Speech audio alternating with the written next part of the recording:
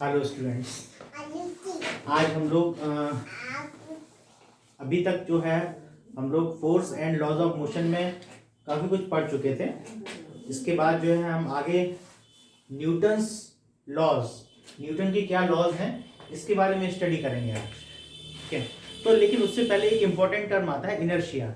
Inertia क्या होता है, इनर्शिया का सेंस क्या है, इनर्शिया और मास के बीच में क्या रिलेशन है, इसके बारे में देखेंगे। ठीक है, तो सबसे पहले आज का टॉपिक क्या है हमारा, इनर्शिया।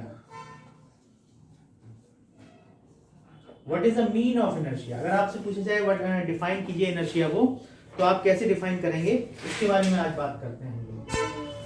ठीक है, इसको हम क्या करेंगे, एक प्रैक्टिकल के थ्रू, एक एक्टिविटी के थ्रू इसको देखेंगे। पहले देखिए इनर्शिया को समझने के लिए, ठीक है, इनर्शिया क्या है देखते हैं। जैसे मान लीजिए ये अर्थ का सरफेस है, ये अर्थ का सरफेस है और इस पर एक ब्लॉक रखा हुआ है। ठीक है, एक ब्लॉक रखा हुआ है और इस ब्लॉक का जो मास है वो है 5 kg। इसी तरीके से हम एक कंडीशन ये आ गई है, दूसरी कंडीशन ये देखते हैं कि अर्थ के सरफेस पर दूसरी जगह पर एक दूसरा ब्लॉक रखा हुआ है जिसका मास है 8 kg। ठीक है, एक का मास है 5 kg, एक का मास है 8 kg। मास दिया हुआ है, ये वैल्यू किसकी है, मास की है, नो डाउट। ये मास ऑफ द बॉडी, ये दूसरी बॉडी रखी हुई है, उसका मास है 8 kg। अब इसका इनर्शिया क्या होगा, इसका इनर्शिया क्या होगा, इसके बारे में बात कर लेते हैं। देखिए 5 kg मास रखा हुआ है, इसको अगर ये जिस जगह पर है इसको डिस्प्लेस अगर करना है तो हमको एक अलग फोर्स की जरूरत पड़ेगी, और इसको अगर डिस्प्लेस करना है तो एक अलग फोर्स की जरूरत पड़ेगी। ठीक है, अब यहां पर हमने क्या किया है, 5 kg लिया है और 8 kg लिया है। ठीक है, तो डिफरेंट फोर्सेस की जरूरत पड़ेगी। 8 ना मान के हम इसको मान लीजिए ये है 30 kg, ये ज्यादा अच्छा रहेगा, आपको ज्यादा समझ में आएगा। ठीक है, ये हमने 8 kg ना मानकर 30 kg ले लिया है। कंपैरिजन में 30 kg ज्यादा है, सपोज करना है। ठीक है, तो 5 kg और 30 kg अगर हम इस पर फोर्स लगाएंगे तो इस पर फोर्स का मैग्नीट्यूड अलग होगा, इस पर फोर्स लगाने का मैग्नीट्यूड अलग होगा। हमने फोर्स लगाया 5 kg बॉडी, ये 5 kg की जो बॉडी है इसको फोर्स लगाया, ये अपनी बॉडी से डिस्प्लेस होकर आगे बढ़ गई थोड़ी सी। ठीक है, क्या हम उसी फोर्स से इस बॉडी पर अगर दोबारा से वही फोर्स इस बॉडी पर लगाएंगे तो ये 30 kg की बॉडी डिस्प्लेस होगी क्या, नहीं होगी। उसके पीछे रीजन क्या है, इस बॉडी का मास 5 kg है और इस बॉडी का मास 30 kg है, यानी कि फोर्स डिपेंड करता है मास के ऊपर। ठीक है, तो यहां पर आपने 5 kg फोर्स लगा दिया, ये डिस्प्लेस हो गई। यहां पर 5 kg फोर्स लगाया, बॉडी डिस्प्लेस नहीं हुई। क्यों डिस्प्लेस नहीं हुई, फोर्स तो दोनों पर ही लग रहा है। तो इस बॉडी का मास ज्यादा है इस कंपैरिजन में 5 kg बॉडी के, इस वजह से ये बॉडी डिस्प्लेस नहीं हुई। फोर्स तो लगा रहे हैं लेकिन डिस्प्लेस नहीं हो रही है। इसका मतलब ये है कुछ ऐसी चीज है इसके अंदर, कुछ ऐसा है कि ये इस बॉडी को डिस्प्लेस नहीं होने दे रहा है। अब वो क्या है, वो है इनर्शिया। क्या है वो, इनर्शिया है। ठीक है, तो इनर्शिया क्या होता है, पहले तो हमको ये ध्यान रखना है कि mass is directly proportional to inertia which is indicate by I. ठीक है, इनर्शिया को हम इंडिकेट करते हैं कैपिटल आई से, ये एज्यूम किया है। ठीक है, तो जितना जिस बॉडी का मास होगा उतना ही उस बॉडी का इनर्शिया होता है। ये बात क्लियर है, इस बात को समझ लीजिए, जितना बॉडी का मास ज्यादा उतना ही उस बॉडी का इनर्शिया ज्यादा है। ठीक है, अब इसकी अगर डेफिनेशन की अगर हम लोग बात करते हैं कि इनर्शिया की डेफिनेशन क्या है, तो सिंपल सी डेफिनेशन है, resistance to change the position of an object. ठीक है, resistance to change the position of an object. Resistance मतलब क्या होता है, रेजिस्टेंस मतलब रोकना, किसी चीज को रोकना। Resistance to change the position of an object, किसी बॉडी की पोजीशन को चेंज होने से जो चीज रोकती है उसको हम बोलते हैं इनर्शिया। समझ में बात आई? यानी कि अगर कोई बॉडी की पोजीशन चेंज हो रही है और उस पोजीशन चेंज कब होगी? जब उस पर फोर्स लगाएंगे या कोई एक्स्ट्रा एक्टिविटीज करेंगे, उस पर उठाएंगे उसको, या कोई भी एनीथिंग एल्स कोई एक्टिविटी करेंगे, तो उसके अपोज में जो उसका जो अपोज करता है, उस एक्टिविटी का जो अपोज करता है, उसको हम क्या बोलते हैं? इनर्शिया। जैसे इस बॉडी पर हमने मान लीजिए थोड़ा सा फोर्स लगाया, और थोड़ा सा फोर्स लगाने पर क्या हुआ? ये जो बॉडी है 5 kg की अपनी जगह से डिस्प्लेस नहीं हुई। ठीक है, तो वो क्यों नहीं हुई? वो इसी वजह से नहीं हुई, इसके इनर्शिया की वजह से।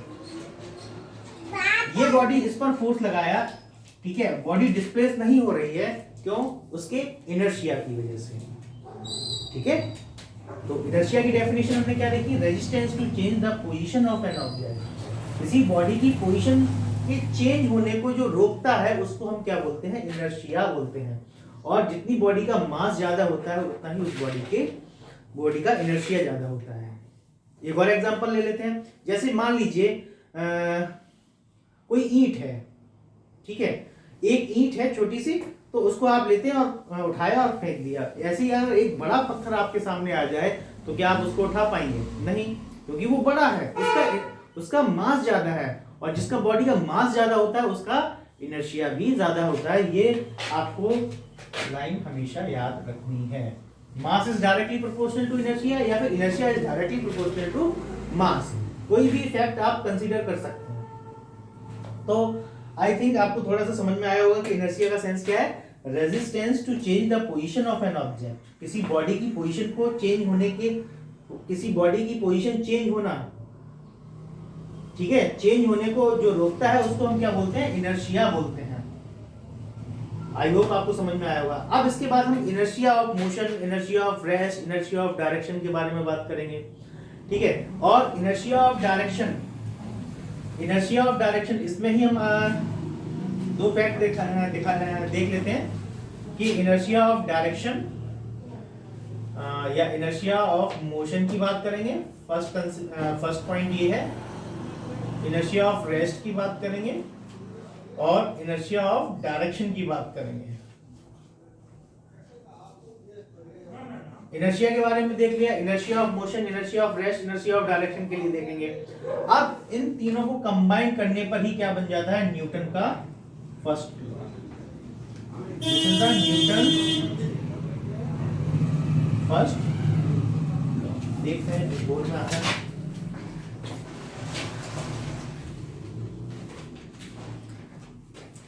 ओके, न्यूटन का फर्स्ट लॉ बन गया है। ठीक है, अब इनर्शिया समझ गए हैं। इनर्शिया डायरेक्टली प्रोपोर्शनल होता है मास के, जितना मास ज्यादा है उसका ही उस बॉडी का इनर्शिया ज्यादा है। इस डेफिनेशन देख लिया, resistance to change the position of an object. Change the position, किसी बॉडी की पोजीशन चेंज हो रही है उसको रोकने को हम क्या बोलेंगे? इनर्शिया बोलेंगे। अब नहीं रिपीट करूंगा, बहुत हो गया, मुझे लगता है समझ में आ गया होगा। लेकिन बुक में आपको अलग डेफिनेशन लिखी हुई है, आप उसको भी ले सकते हैं। और यहाँ पर मैंने आपको एक लाइन में बहुत सिंपल सी डेफिनेशन बता दी है, तो आप उसको भी फॉलो कर सकते हैं, जो चाहे आप फॉलो कर सकते हैं। लेकिन अब हम लोग बात करेंगे आगे इनर्शिया ऑफ मोशन की। ठीक है, इनर्शिया ऑफ मोशन की। इनर्शिया ऑफ मोशन क्या है? इनर्शिया ऑफ मोशन की बात कर लेते हैं, इनर्शिया ऑफ रेस्ट की बात कर लेते हैं, या फिर इनर्शिया ऑफ डायरेक्शन की। तो इसको हम क्या बोलेंगे? न्यूटन्स फर्स्ट लॉ बोलेंगे। न्यूटन्स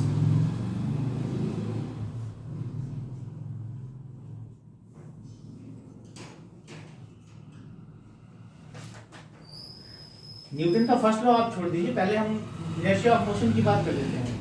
बहुत सिंपल सी डेफिनेशन है। अगर कोई बॉडी मोशन में है तो वो मोशन में ही रहेगी जब तक उस पर एक एक्सटर्नल अनबैलेंस्ड फोर्स अप्लाई ना किया जाए। If the body is in motion, will continue in motion unless an external unbalanced force is exerted on it. ठीक है, तो ये हो गया inertia of motion. Inertia of rest की अगर हम लोग बात करें तो इनर्शिया ऑफ रेस्ट क्या होगा? If the body is at rest, will remain at rest unless an external force is applied on it. मतलब कोई बॉडी अगर रेस्ट में है तो वो रेस्ट में ही रहेगी जब तक कि उस पर कोई एक ऐसा फोर्स ना लगाया जाए जिससे उस बॉडी की पोजीशन चेंज हो जाए। ठीक है, तो इनर्शिया ऑफ रेस्ट की ये बात होगी। इनर्शिया ऑफ डायरेक्शन की क्या बात होगी? डायरेक्शन मतलब आप जानते हैं डायरेक्शन का सेंस क्या है। इफ द मान लीजिए कोई बॉडी किसी डायरेक्शन में मूव कर रही है तो वो उसी डायरेक्शन में मूव करती चली जाएगी जब तक कि उस पर कोई एक force apply, unbalanced external force ना अप्लाई किया जाए। ठीक है, तो ये क्या हो गया? Inertia of direction. I hope आपको समझ में आया होगा। थोड़ा सा एक डायग्राम के थ्रू इसको और समझते हैं। मान लीजिए कोई बॉडी रखी हुई है, इनर्शिया ऑफ मोशन की बात कर लेते हैं। इनर्शिया ऑफ मोशन की बात करते हैं। कोई बॉडी अगर मूव कर रही है तो वो मूव ही करती रहेगी जब तक कि उस पर कोई अनलेस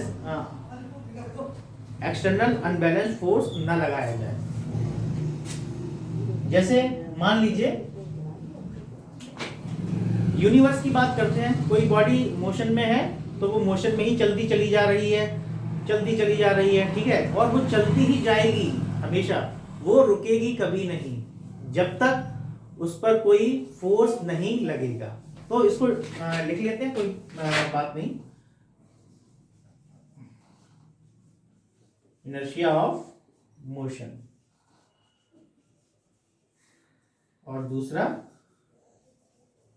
इनर्शिया ऑफ रेस्ट और तीसरा क्या है? Inertia of direction. क्यों लिखा मैंने ऐसा? ये आपको नोट करना है। ठीक है, यहां पर आपको क्या ध्यान रखना है? ये क्या है? न्यूटन का Newton's first law. Newton's first law. Newton first law को आप लिखेंगे, वो क्या लिखेंगे? If the body is in motion will continue in motion, if the body is at rest will continue at rest, if the body is motion in going in particular direction will going particular direction, unless an external force, unbalanced external force is applied on it। मतलब ऐसा force लगाया जाए जिससे कि उस body की position या उस बॉडी की जो भी सिचुएशन है, कंडीशन है, उसको वो डिफरेंट कर दे। मोशन है तो रेस्ट में आ जाए, रेस्ट में है तो मोशन में आ जाए, पर्टिकुलर डायरेक्शन में अगर जा रही है तो उसकी डायरेक्शन को भी चेंज कर दे। इफेक्ट ऑफ फोर्स में हमने देखा था इसको, तो यही न्यूटन का फर्स्ट लॉ है। ठीक है, अब ये आपको समझ में आ गया होगा। चाहे तो लिख सकते हैं, if the body is in motion will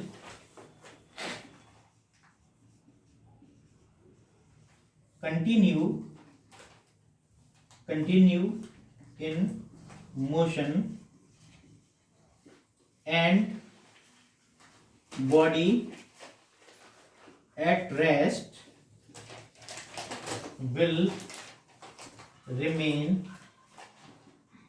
at rest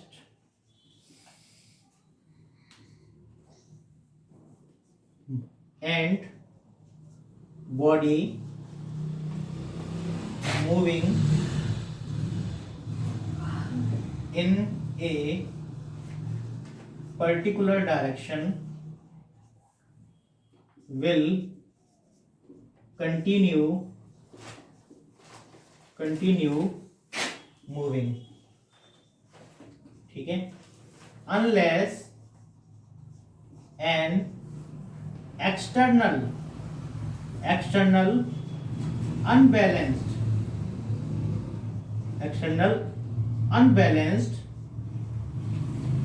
force is applied on it। ठीक है, तो ये आप लिख भी सकते हैं, कोई इसमें प्रॉब्लम नहीं है।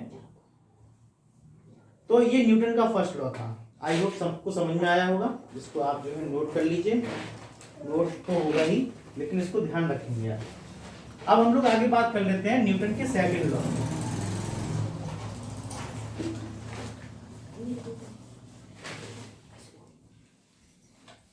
न्यूटन का सेकंड लॉ क्या है भाई?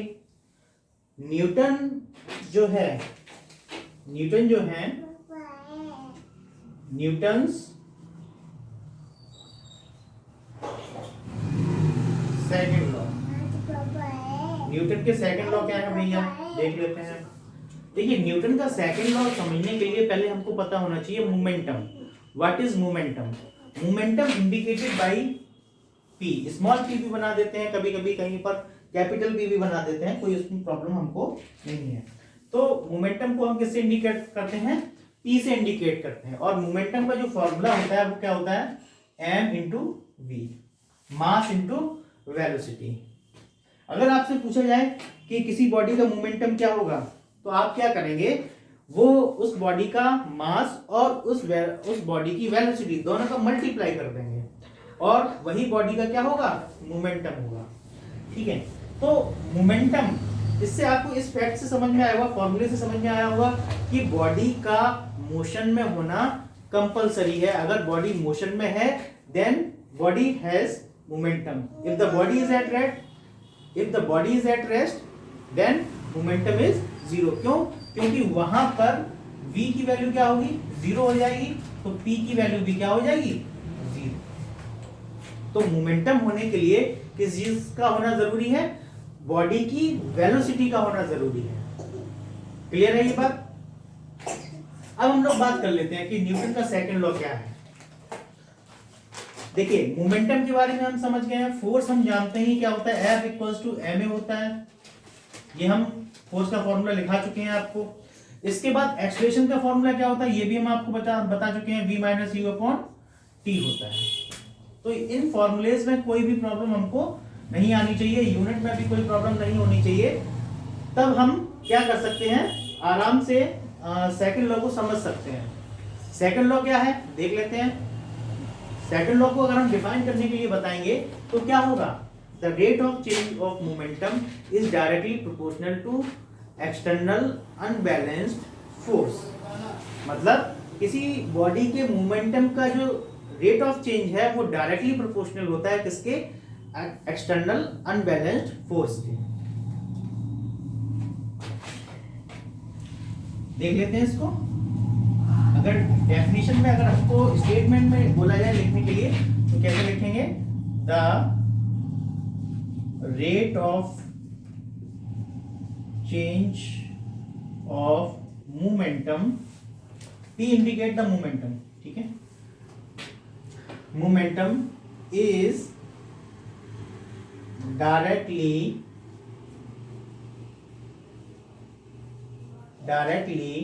proportional to the external unbalanced force. ठीक है, एक्सटर्नल अनबैलेंस्ड फोर्स। तो यहां से हमको क्या देखने को मिला, समझ लेते हैं उसको। The rate of change of momentum, समझ रहे हैं ना? मोमेंटम का चेंज होना, मोमेंटम का चेंज होना का मतलब क्या है? हमारे पास दो मोमेंटम है, एक इनिशियल मोमेंटम है और एक फाइनल मोमेंटम है। ठीक है, तो हम जानते हैं कि इनिशियल मोमेंटम में से हम फाइनल मोमेंटम को माइनस कर देंगे। ठीक है, इसको थोड़ा प्रैक्टिकल बेसिस पर भी लेकर चलते हैं। मान लीजिए कोई बॉडी है, ठीक है, ये बॉडी है जिसका नाम हमने दे दिया m, इस पर m मास बॉडी है कोई। ये बॉडी मोशन कर रही है, इसके पास u वेलोसिटी है, u वेलोसिटी से ये मूव कर रही है। ठीक है, मूव कर रही है m मास की बॉडी। फिर क्या हुआ? इस पर फोर्स अप्लाई किया गया। फोर्स अप्लाई करने के बाद इस बॉडी का मोमेंटम चेंज हो गया। m की जगह पर जो वेलोसिटी, जो पहले u इनिशियल वेलोसिटी थी, वो कौन सी हो गई? v हो गई। मास बॉडी का वही रहेगा। ठीक है, तो यहां पर आप क्या देख रहे हैं? द रेट, अब डेफिनेशन से हम क्या देखेंगे? The rate of change of momentum is directly proportional to external unbalanced force. तो देखिए F इज डायरेक्टली प्रोपोर्शनल, क्या होगा? Rate of change of momentum. ठीक है, क्या लिखेंगे हम? Rate of change of momentum, momentum लिख दिया है, टी भी बना सकते हैं, कोई प्रॉब्लम उसमें नहीं है। तो F इक्वल्स टू क्या लिखेंगे हम, rate of change of momentum, यानी कि इनिशियल मोमेंटम, सॉरी P से मोमेंटम का सिंबल है, और फाइनल मोमेंटम के लिए हम F बनाएंगे, और इनिशियल मोमेंटम क्या होगा I, और T से डिवाइड दे देंगे। तो ये हमारी इक्वेशन आ गई, PF minus PI upon T। इसको थोड़ा सा और हम अच्छे से लिख सकते हैं कि F इक्वल्स टू एक जो है कांस्टेंट हमको लेना पड़ेगा, और कांस्टेंट यहाँ पर k इक्वल्स टू आगे 1 हो जाएगा, लेकिन we have to take a constant because of this sign is directly proportional. ठीक है, तो we already we have taken k symbol which is indicated by the constant PF यानी फाइनल मोमेंटम, और final momentum क्या है mv, initial momentum क्या है mu upon t। ठीक है, तो k इक्वल्स टू हमने क्या पुट किया 1, तो F इक्वल्स टू m दोनों में कॉमन है, m कॉमन ले लिया, क्या आ गया v minus you upon t। v minus you upon t ये क्या होता है, एक्सेलरेशन का फॉर्मूला होता है, अभी मैं आपको पहले ही बता चुका हूं। ठीक है, तो हम क्या करेंगे, F equals to ma, this is the Newton's second law, ये न्यूटन का सेकेंड लॉ होगा। यहां पर आपको एक इंपॉर्टेंट बात और मैं बताता हूं कि यहां पर इंपॉर्टेंट बात क्या है, यहां पर बॉडी का मास क्या होता है, मास इज कांस्टेंट होता है। मास कैसा होता है, कांस्टेंट होता है, मास बदलता नहीं है। लेकिन आगे हम ऐसी भी पढ़ाई करेंगे जिसमें बॉडी का मास जो है चेंज होगा, तब वहां पर जो फोर्स होगा, वहां पर फोर्स का फॉर्मूला कुछ और ही बनेगा, ये नहीं बनेगा। तो यहाँ पर ये सिचुएशन आपको ये याद रखनी है, यहाँ पर मास क्या होता है, कांस्टेंट होता है। ठीक है, और अलग जो सिचुएशन बनेगी उसके लिए आगे आपको पढ़ने के लिए मिलेगा। ठीक है, वहां पर डिफरेंशिएशन और आपको थोड़ा ऐड हो जाएगा पढ़ने के लिए, लेकिन यहाँ पर अभी आपको डिफरेंशिएशन नहीं पढ़ना है, आपको यही देखना है कि न्यूटन का सेकंड लॉ क्या है, F equals to ma। Thank you, आज के लिए इतना ही रखते हैं, we will see the next.